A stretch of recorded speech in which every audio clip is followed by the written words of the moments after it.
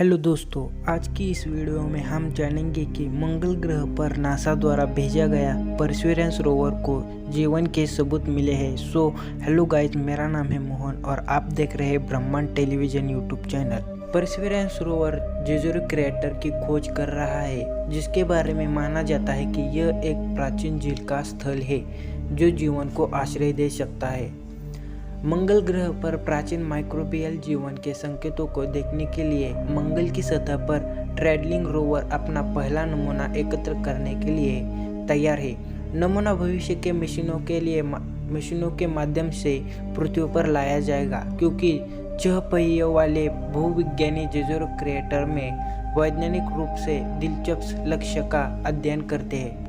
ये सैंपल अगले 2 हफ्तों के भीतर एकत्र करने के लिए तैयार है, क्योंकि नासा एसयूवी के आकार के रोवर को स्पॉट और बीम आउट एल्गोरिदम की पहचान करने के लिए अंतिम तैयारी में है, जिसने 1 जून को अपना विज्ञान अभियान शुरू किया था। रोवर 4 की खोज कर रहा है क्रेटर फ्लोर का वर्ग किलोमीटर का पैच, जिसमें जेजुरी की सबसे गहरी और उजागर बेडरॉक की सबसे प्राचीन परतें हो सकती है। विकास अपोलो लैंडिंग की वर्षगांठ की ऊंची एडी के जूते पर आता है। अंतरिक्ष यात्री नील आर्मस्ट्रांग चंद्रमा पर उतरे और पृथ्वी पर आए पहले चंद्र नमूने निकाले। पृथ्वी पर लाए गए पहले चंद्र नमूने निकाले, जबकि नील को चंद्र नमूना एकत्र करने में 3 मिनट से अधिक का समय लगा था। मंगल और पृथ्वी के बीच भारी दूरी और रोवर तक पहुंचने के लिए संकेतों और आदेशों के लिए लगने वाले समय के कारण परसिवरेंस को अपना पहला नमूना पूरा करने के लिए कम से कम 11 दिन लगेंगे।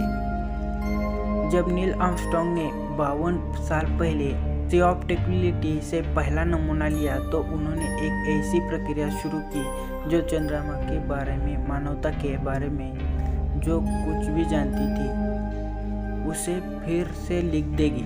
नासा मुख्यालय में विज्ञान के एसोसिएट एडमिनिस्ट्रेटर थॉम्स ने कहा कि मुझे पूरी उम्मीद है कि जेजुरी क्रेटर से परसिवरेंस का पहला नमूना और जो बाद में आएगा वह मंगल के लिए भी ऐसा ही करेगा। बिना मिलावट के नमूनों को वापस करने के लिए नासा ने सबसे जटिल और सक्षम, साथ ही सबसे स्वच्छ तंत्र विकसित किया है, जिसे नमूना और कैशिंग सिस्टम को अंतरिक्ष में भेजा जा सकता है। नमूना एकत्र करने के लिए प्रक्रिया शुरू हो जाएगी, क्योंकि रोवर सैंपल्स लेने के लिए आवश्यक सभी चीज़ों को अपने 2 मीटर लंबे रोबोटिक हाथ की पहुंच के भीतर रखता है, पर तब एक इमेजिनरी सर्वेक्षण करेगा, जिसका उपयोग इंजीनियरों और वैज्ञानिकों द्वारा पहले नमूने लेने के लिए सटीक स्थान निर्धारित करने के लिए किया जाएगा। रोवर ऑर्गेनिक्स एंड केमिकल्स के लिए रमन एंड ल्यूमिनेसेंस के साथ स्कैनिंग हैबिटेबल एनवायरनमेंट का उपयोग करेगा। एक्सरे लिथोमेट्री के लिए प्लानिटरी इंस्ट्रूमेंट ऑपरेशंस के लिए वाइड एंगल टोपोग्राफिक सेंसर और इंजीनियरिंग के खनिज और रासायनिक संरचना को समझने के लिए लक्ष्य स्थल है।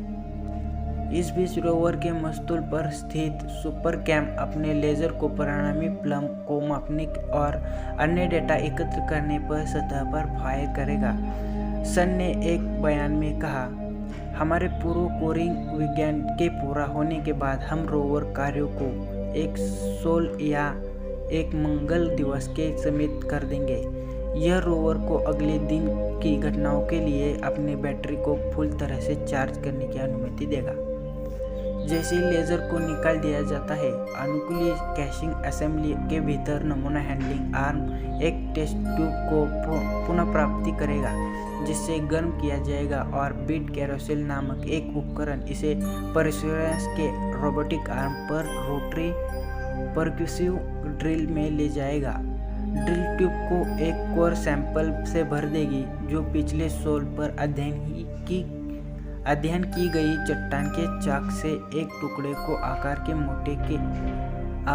मोटे तौर पर होगा। परसिवरेंस का हाथ फिर बीट और ट्यूब संयोजन को वापस बीट हिंडोला में ले जाएगा, जो इसे वापस अनुकूलित कैशिंग असेंबली में स्थानांतरित कर देगा, जहां नमूनों को वॉल्यूम के लिए मापा जाएगा।